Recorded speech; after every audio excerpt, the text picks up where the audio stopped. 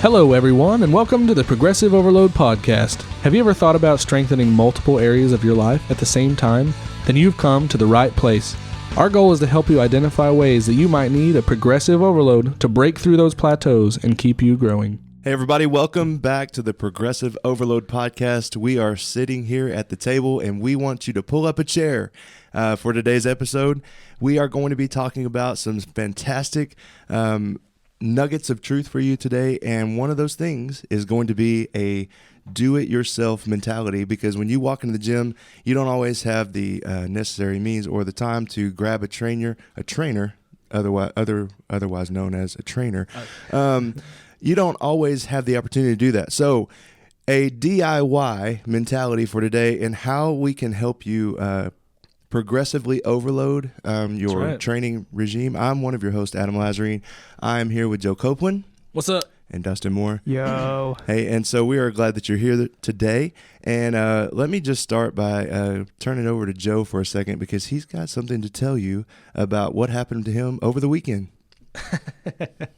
So my wife had her wisdom teeth extracted this week at the end of last week. And so, man, I have some funny videos of her coming off of the anesthesia that I would do anything to be able to put it out there in the ether on social media. But I would rather sleep in my bed and not in the shed. So good point. So I spent the whole weekend taking care of her, and she had all these things I had to do to take care of her, keeping the house straight as much as I could, that my daughter wasn't tearing things apart. That's just parenthood. Like, the struggle is real. You pick up and then you clean some more, and then you pick up after that. Yeah, that was a honey-do list. Yeah, it's long, man. It's long. I have no experience with this, but I hear telling stories of the extensiveness that these honey-do lists become, especially if your wife tends to lean into wanting to do these DIY projects at Pinterest. Home. Yeah. Oh, Pinterest. Whoever made Pinterest, I think I speak for most males when I can say, why? Exactly. Right? It's the why? worst. But that said, I hear that these honey-do lists get pretty extensive and are filled with all these DIY projects that they find on the internet. Adam. Yes. Have you ever had just a massive DIY project? Yes, a DIY project. I like to think of myself as a graduate of YouTube University. Hey. And so every time that I have something that comes up, I'm like, I can probably fix that. And so I will go to YouTube and look and see if somebody's done it before me, and probably better than I can ever hope to do it, and then I will follow their footsteps. And so I have graduated from YouTube University several times with different projects, and some of them with mixed results. Some of them turn out really well. Some of them turn out not so great. If you've ever tried this at home, or if you're listening and want to try it, just go ahead. Really, the hardest part about a DIY thing is getting started, much like your fitness journey, because as soon as you punch the hole in that wall, you're committed. Oh yeah. I don't mean with your hand. I mean with the hammer or with the saw or whatever. As soon as you get started, you are committed. There's no going back. Right. You've got to either fix it or call somebody to fix it. And so that's the whole point of kind of what we're talking about.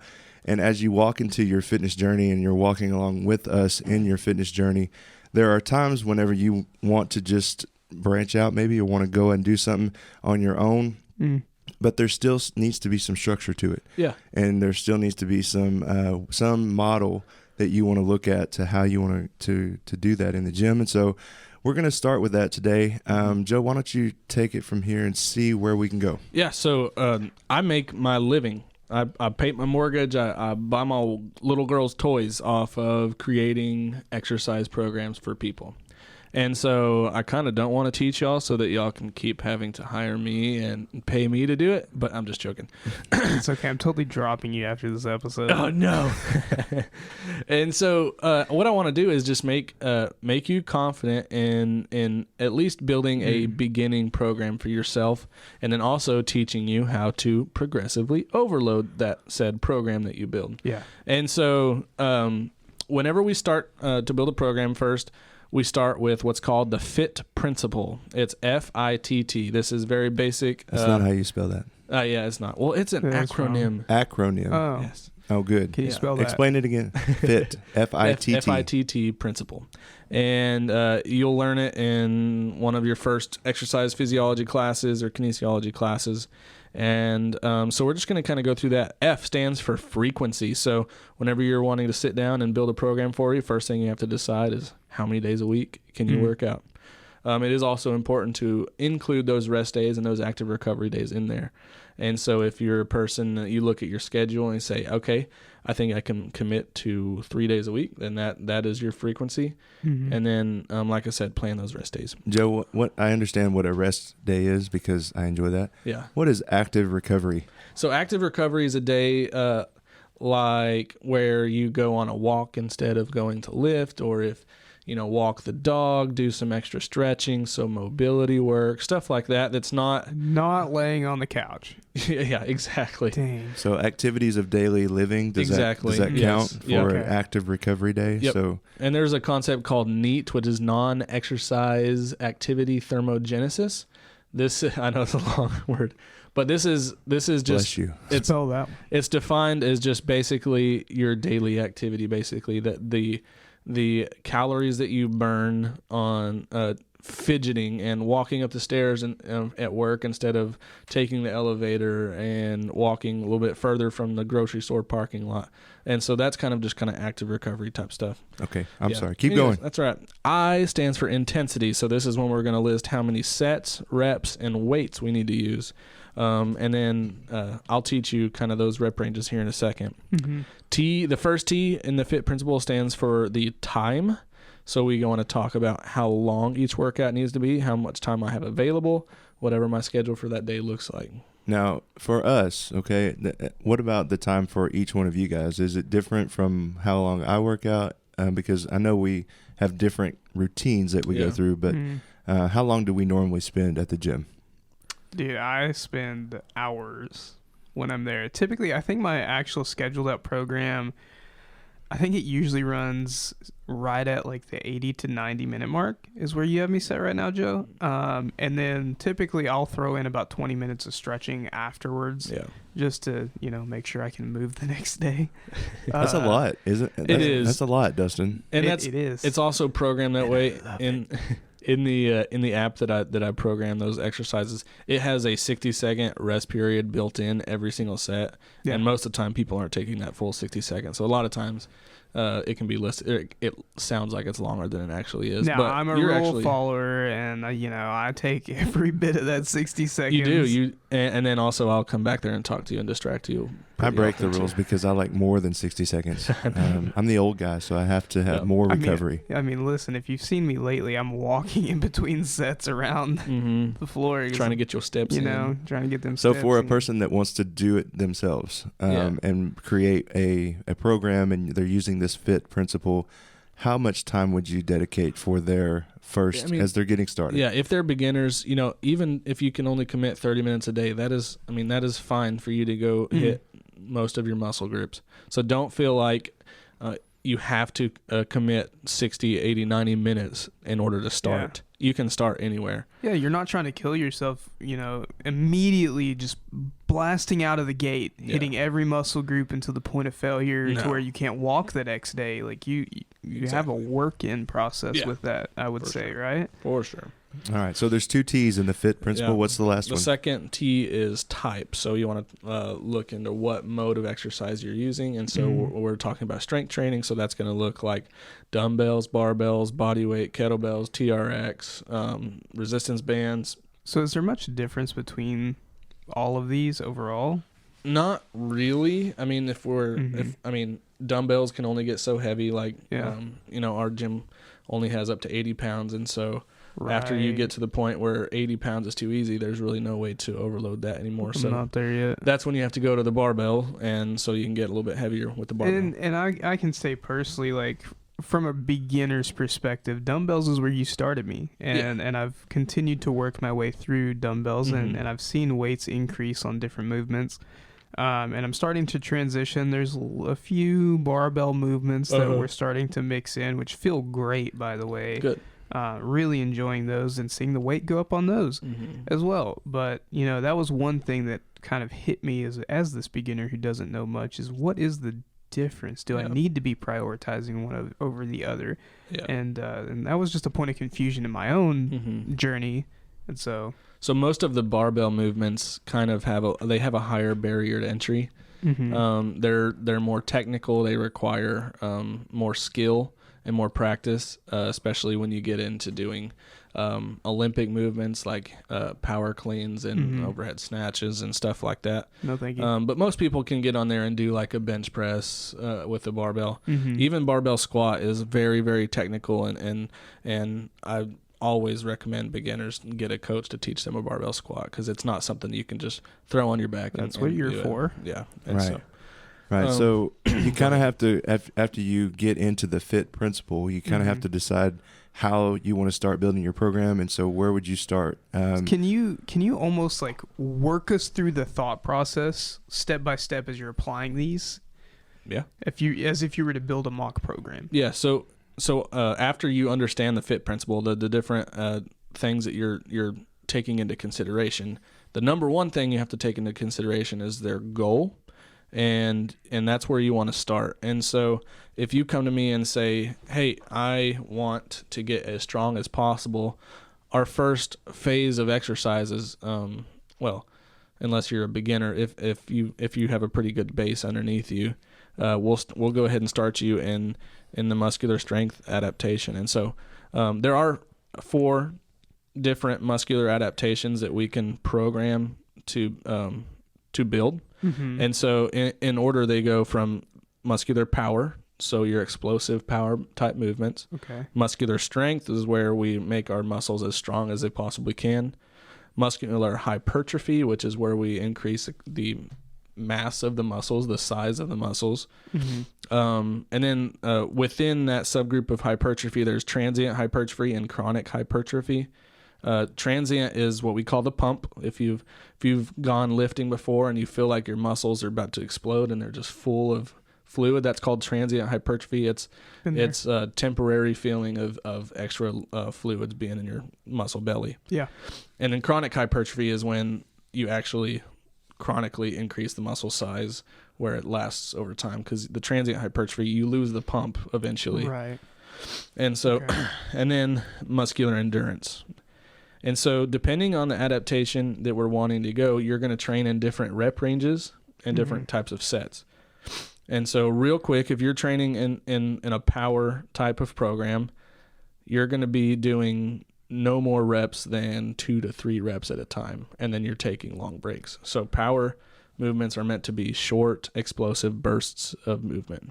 Okay. And where do you see a lot of that kind of training? Because that's typically not what you're going to do when somebody walks in the door. Then you're not going to No, put it's not them, what I'm doing. Right. And so where would you see that? Athletes, like linemen trying to get off the ball faster, exploding up out of the bottom of a squat, or doing, powerful jumping movements like so that. Football, basketball, any of those kind of sports. Yep, and then also just Olympic lifting where they're doing power. You're trying to. Okay, so muscular strength is the next one, and so talk about that. Strength is, like I said, you're trying to lift as much weight as possible and get your muscles as strong as possible.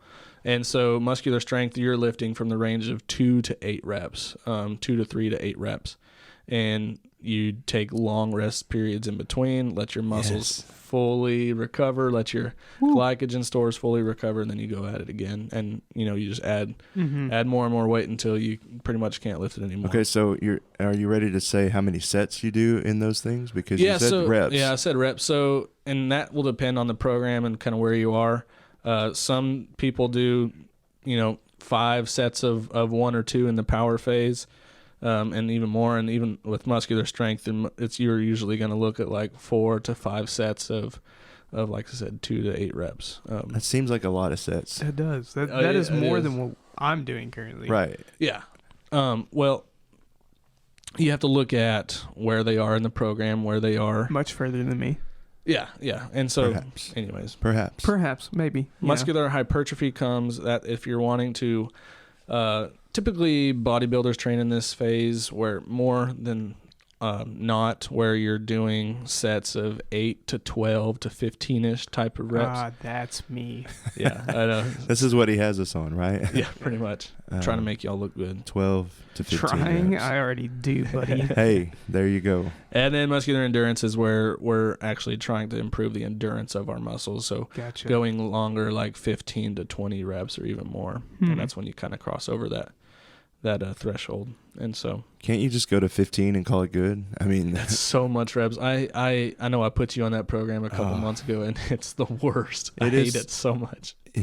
It took a while to get used to, actually. Yeah. But it was good for me because it helped me get over some plateaus and kind of get through. So with Adam and myself specifically, because I know you work with us directly, which of these would you say we are currently phased into or working on? Like, what's the basis for what you've got us doing, and where do you see us going? Because we're looking to make progress, and we're looking towards the future. Yeah. So kind of outline using this what our direction is. What do you see? Yeah, so that's a great question. I'm glad you asked that, because what I wanted to talk about next is how to take all of these principles that we just talked about and how to progressively overload them. So for you two guys, you aren't trying to be an Olympic athlete. You're not trying to lift as much weight as possible. And you're not also trying to be a professional bodybuilder. I mean, that's a side gig, but besides the point. So what I mean by saying that is the best way to progressively overload is to transition in and out of these different types of adaptations. Okay. And so both of you started probably in a more muscular strength type of program where you were doing sets of 4 to 8 or 10 that can kind of follow in there. And after y'all did that for a couple months or a couple weeks, I transitioned you into a more hypertrophy type of program where I gave you exercises with sets up to 12 reps. And then that makes sense. We transitioned you to 15 reps. And so you're constantly changing the rep ranges and the weights that you're using to keep your body from getting adapted and plateauing. So as we're looking at these, I know one point of, and I say this with utter disgust, absolute joy in the programs that you built for us. I don't know how Adam felt. I know how I felt. There was this little thing called Supersets. So is there any one of these specifically that hitting Supersets or prioritizing those might fall more so into, or is it a general? First one, you tell our listeners what a superset is, because not everybody might know what that is. So a superset, there's a couple different ways you can do a superset, but you basically pick 2 different exercises and say I'll just do my favorite superset is a bicep curl and a tricep extension. So I do a set of bicep curl, immediately drop the weight, go to the next weight and do a set of tricep extension, and then you rest. So you don't rest in between the 2 exercises, you rest after you do the each exercise. Right. And so you can do a push-pull superset like the bicep and tricep, so they're kind of hitting opposing muscles, or you can do the similar muscles and just really pump up that muscle. So doing a superset with like a barbell bicep curl supersetting with a dumbbell or cable bicep curl. So there's kind of 2 different ways that you can do that, and those are going to fall into the muscular hypertrophy range usually. Okay. I think it just falls into pain. Yeah. But I'm with you. So talk to us a little bit about, we've been pretty technical in this episode so far. For sure. And that's okay, but I want you to kind of walk us through one more technical thing. There's a physiological process that is going on with these adaptations. Yeah. And why don't you walk us through what's happening with our muscles? So what happens when we build muscle, this can occur in any one of the 4 phases that we already talked about. It's all about muscle damage and what happens to the muscle fibers whenever we're putting them through this stress. That sounds serious. It does. And I was trying to explain this because I have a little bit of knowledge about it. I was trying to explain it to my daughter. Yeah. And as a junior high girl, she did not understand how damaging her muscle could be beneficial to her muscle. Yeah. And so can you kind of walk us through that? Yeah. And I love that your daughter's just trying to process in her brain that shows that she's, actually thinking about what's happening in her body when most kids are not. So whenever we're lifting when we're lifting, there's a couple different kind of stresses that can cause a damage to the muscle. Just the muscle tension. So placing our muscles under the tension of the weight and going through that full range of motion is going to cause a physiological change in our hormones and in different cells and growth factors. And there's some science words that I'm not going to throw out there, but thank you. Yeah. Yeah, you're welcome. That cause that. And then you have the muscle damage that actually happens. So this is when your muscle fibers are actually damaged, and there's little micro tears that happen. And what happens is the cellular process that occurs after that damage happens, it gets inflamed and you get sore. That's when you feel sore.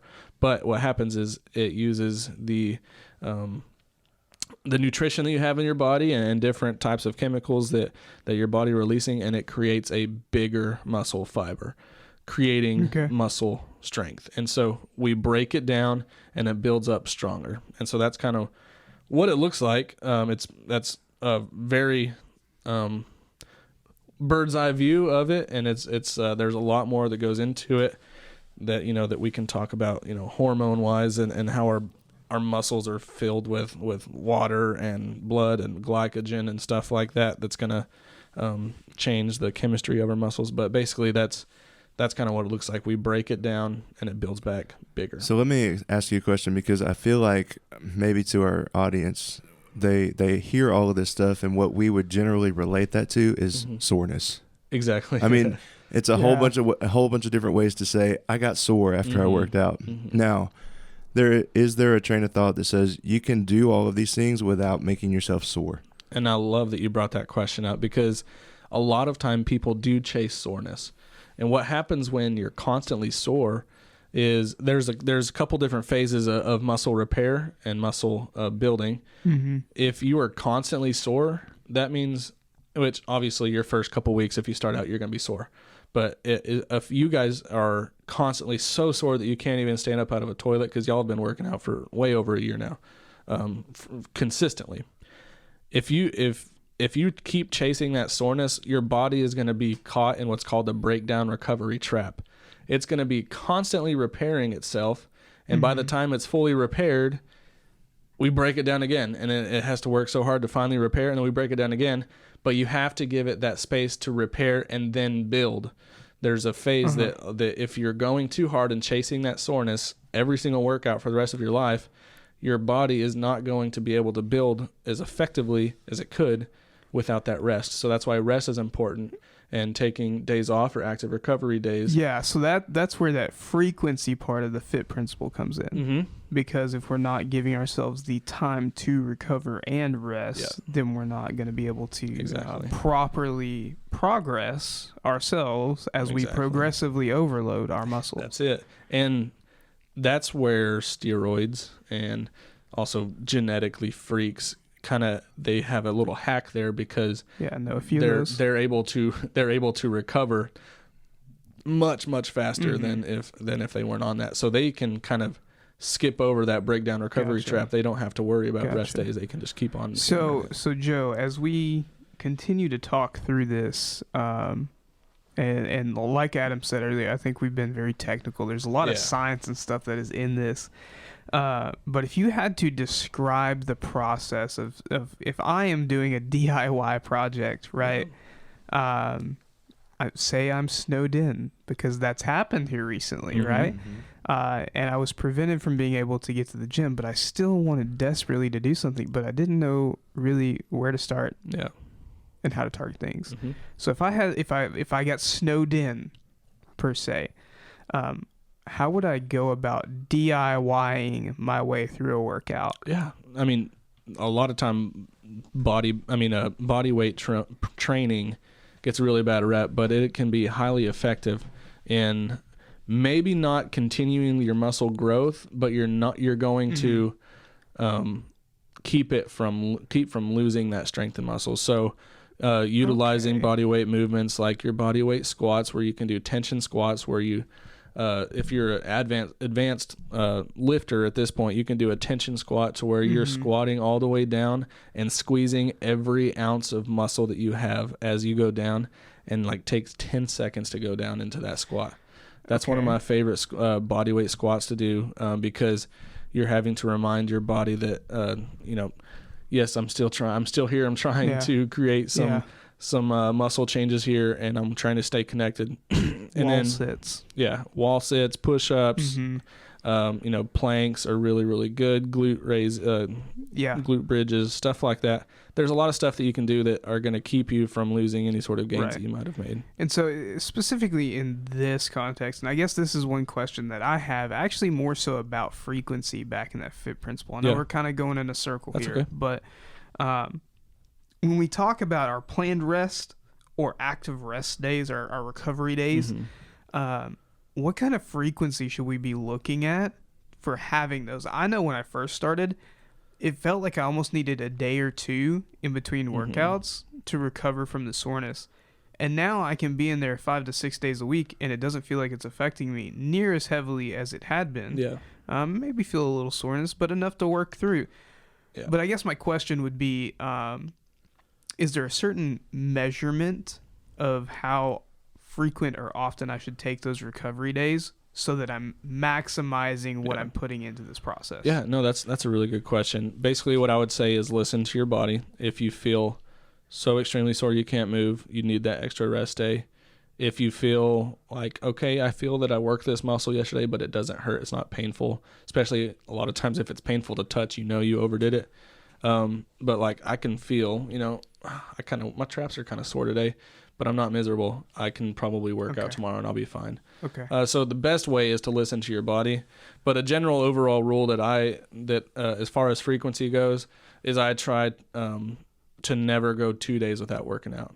Okay. Without sending my body that strength training signal. That's a pretty good measure. I'd say that's one thing that I think would definitely help me or is going to help me moving forward, knowing that, because there's some days where I can just feel like, man, I've got so much going on today. I can't get into the gym, and I feel so bad because I'm like, man, but I'm backsliding.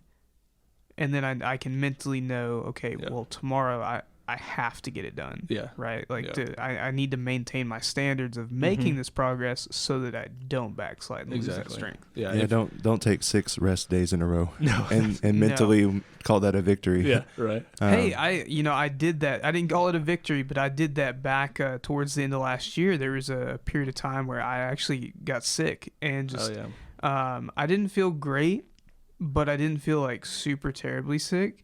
But I felt bad enough that I wanted for safety of myself and others, I chose to refrain from going to the gym and working out so that my body could recover through what I was going through, but so that I could also keep everyone else safe as well. And so there was it felt like a couple of weeks there that I just did not step foot inside the gym. Yeah. And then I came back and started doing what I had been doing before and was like, whoa.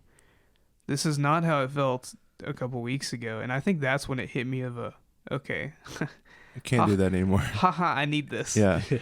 Well, and I think it's interesting, Joe, that you said listen to your body because God actually designed our bodies to experience rest. Yeah. And so true. And so you think about even in the creation account in Genesis, what did God do whenever he was finished? Every day he rested. Yeah. And not that he needed rest, not that he had to have rest, but he put it in there so that we would be reminded to rest. Cool. And so as we kind of think about that and you think about this whole, all these adaptations and all this fit principle and all the things that we've talked about in breaking down a muscle, I think about in our spiritual lives, how we get broken down. And there's one word that comes to my mind whenever I think about being broken down in our spiritual lives, and it is the word trial.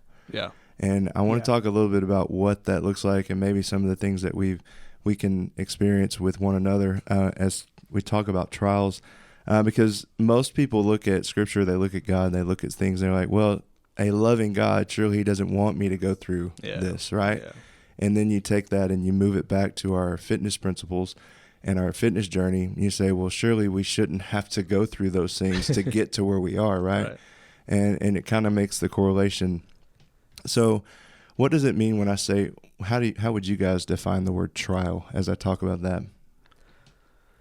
A trial, So, I think, and again, I work with students, so I kind of almost take it towards a perspective where they might be able to understand something, right? And more commonly, the student would gravitate to answer that in such a way that something difficult that they've gone through, it wasn't pleasant. They wanted free from it, certainly.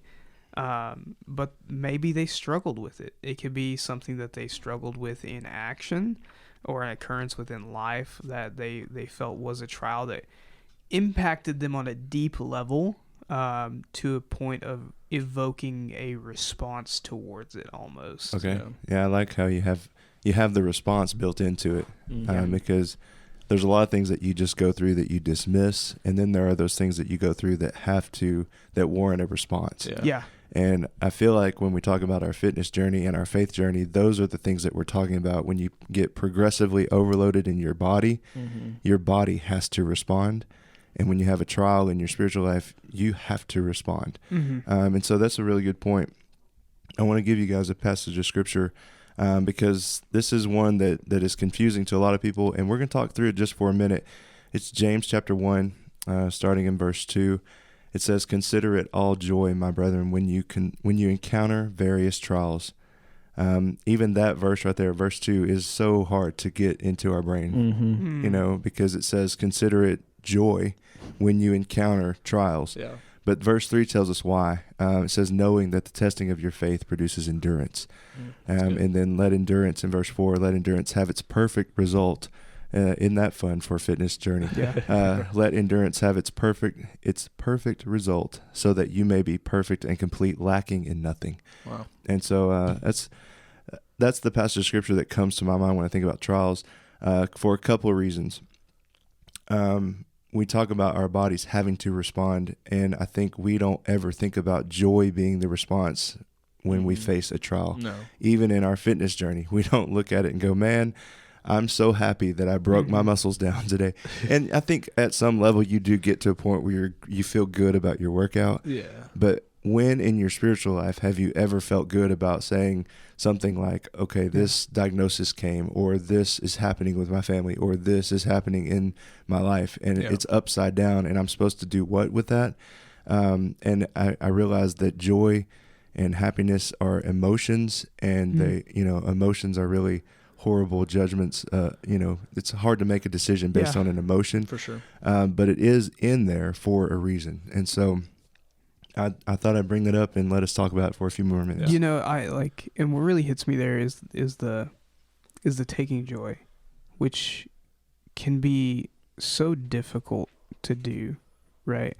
As we're talking about going through trials, or in other words, tribulations, in our lives, as we're struggling through those almost unfortunate circumstances, one key part, especially in context of what we're talking about, is that it is the testing of our faith.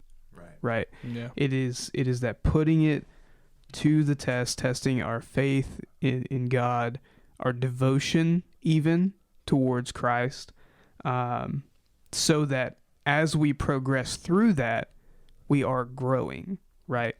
But as we're walking through it, how do we take that joy?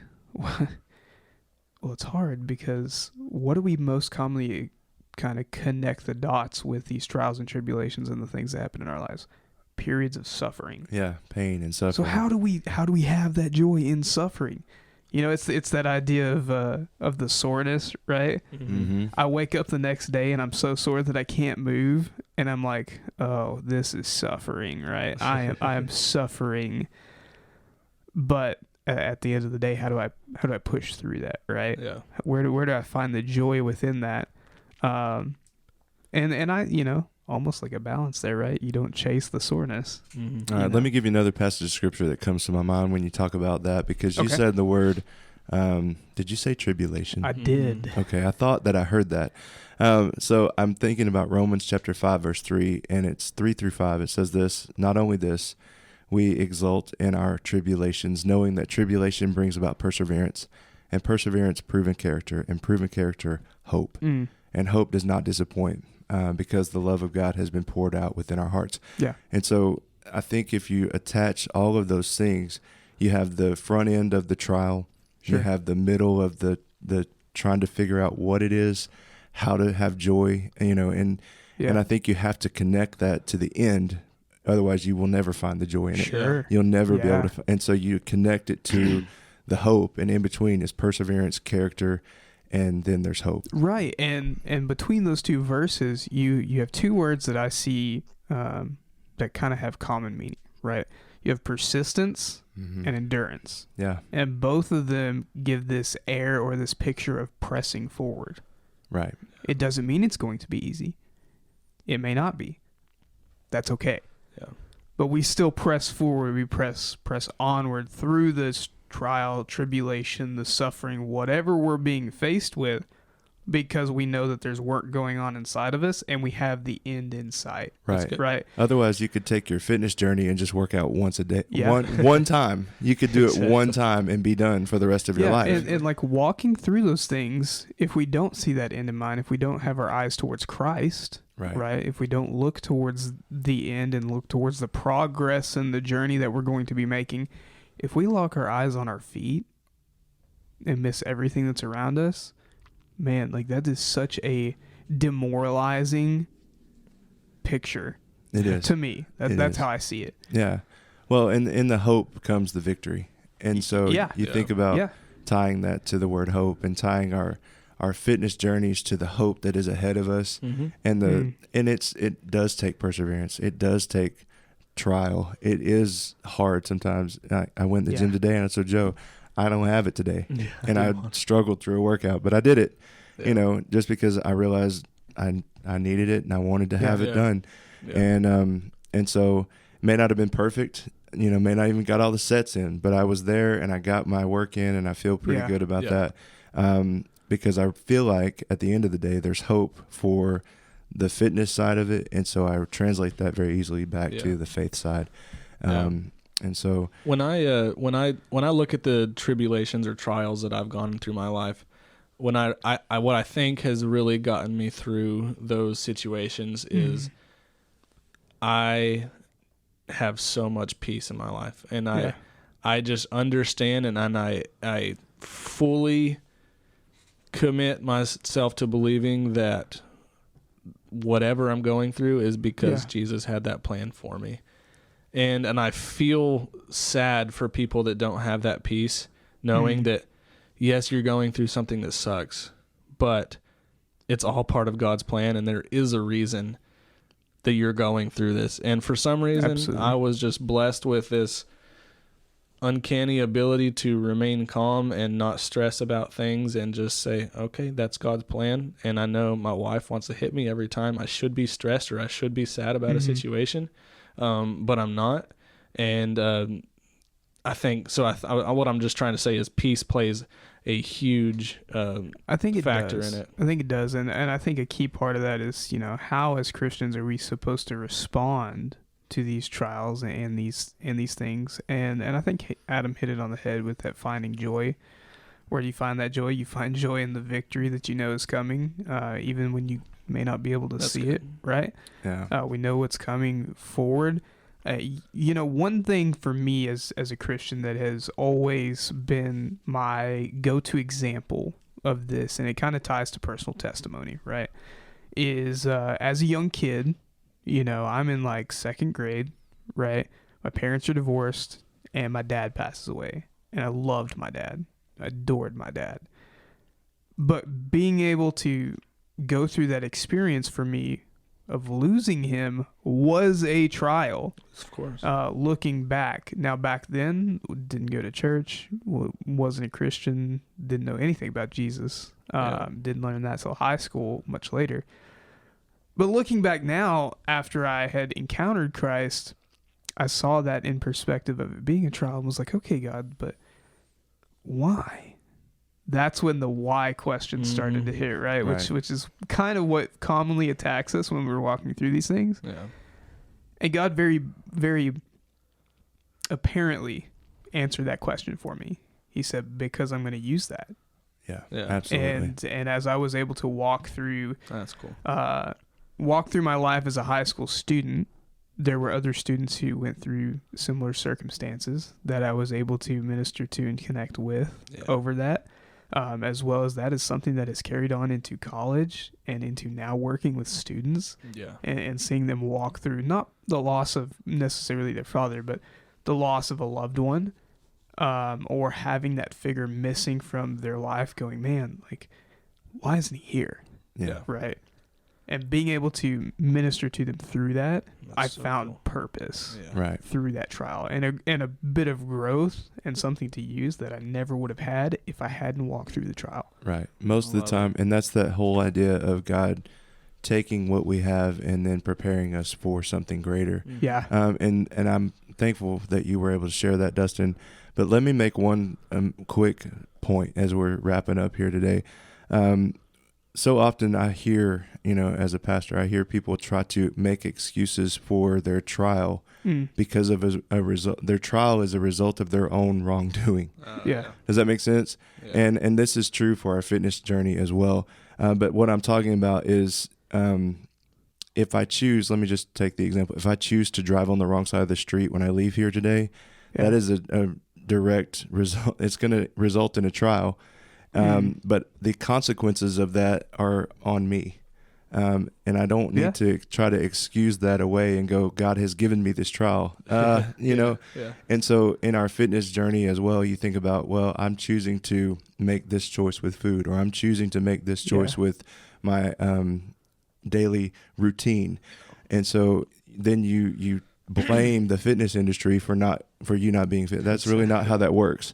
And so as we're talking through several things and scenarios of things where God actually does provide a trial for us, or God actually does do something in our life to sharpen us and test our faith, sometimes those things actually do come as a result of our own wrongdoing. And so let's not excuse those things in a spiritual way and go, God did this to me, whenever he really didn't. It's like blaming obesity. It's like blaming obesity on genetics. Like, okay, are you also trying to change how you eat? Or you trying, Yeah, absolutely. And I would say as you're walking through those trials, those tribulations, as you're going through those things, obviously we keyed in on the endurance, we keyed in on the persistence, we keyed in on the looking towards the end goal that is Christ.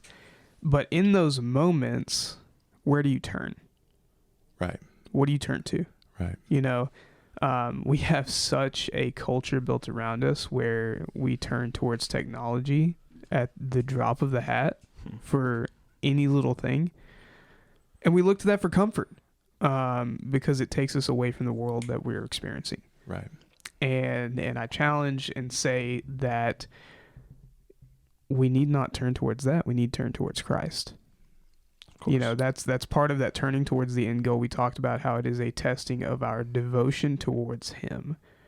And I see it as, at least, I don't know, you guys may or may not agree, but I see as we're walking through those trials, as it's testing our devotion towards Christ, a lot of times God can use that in a way where it strengthens us because we are put in a position where we feel like we have to turn towards him. Exactly. Right.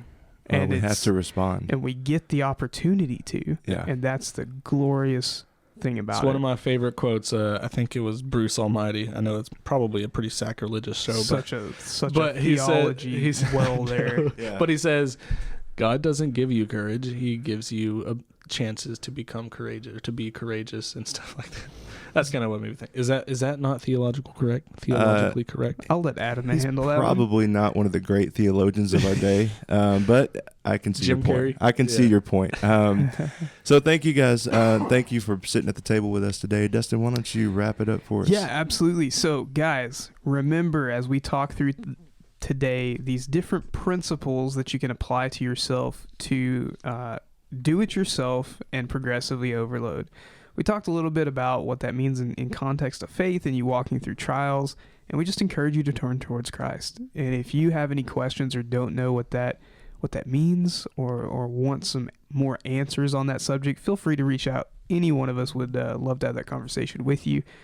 And in context of fitness, remember we talked about and covered the FIT principle, the different changes that happen to our muscles and the stress that we put them through in order to make that progress. And as we wrap up, guys, remember, connect with us on social media. We are continuing to post on our social media page, as well as something new this week. We have officially launched a community group on Facebook. So Boom. Go and join it. Join it. We'll have different forms of content where we are going to be interacting with you guys. We have some questions that we want to ask you. We want to get feedback and input on a variety of different subjects. And so be watching social media. Join that Facebook group. Come and be a part as we progress together. Exactly. As a community. And remember to keep up with our podcast. New episodes, we've been dropping them every Tuesday and on all platforms, right? Go search for Progressive Overload Podcast Community, right? I believe so. I think that's go search that on Facebook, and that is going to be the group. Request to join it, and we will approve you. Hopefully, if you're not a robot. And I'll post show notes from what we talked about today, and so that you can have the FIT principle laid out for you. Cause in case you're driving, you can't take notes. It can be right there for you, and you can if you ask me for help with those programs that you're trying to build for yourself. As I put on you can upload a video of you doing a barbell squat, and I will critique your form for you. That's fantastic. There's a lot of different ways that we can use this group for accountability. I get that criticism anyway, so I'm just going to avoid that part. Anyways, that's it. I'm all done. All right, very good. You guys, thank you again for joining us today, and we look forward to your feedback. We look forward to dropping the next episode, and we will see you soon. Thanks for listening to the Progressive Overload Podcast. We're honored to be a small part of your day.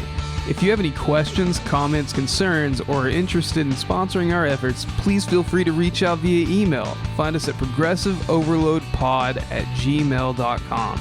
Don't forget to subscribe and follow our podcast so you'll be notified when our next episode drops. And as always, you can help us reach the masses by sharing our podcast with your friends and family. And then check us out on Facebook and Instagram to follow our own personal journeys and get an inside look on our day-to-day lives. Thanks again, and we'll see you soon.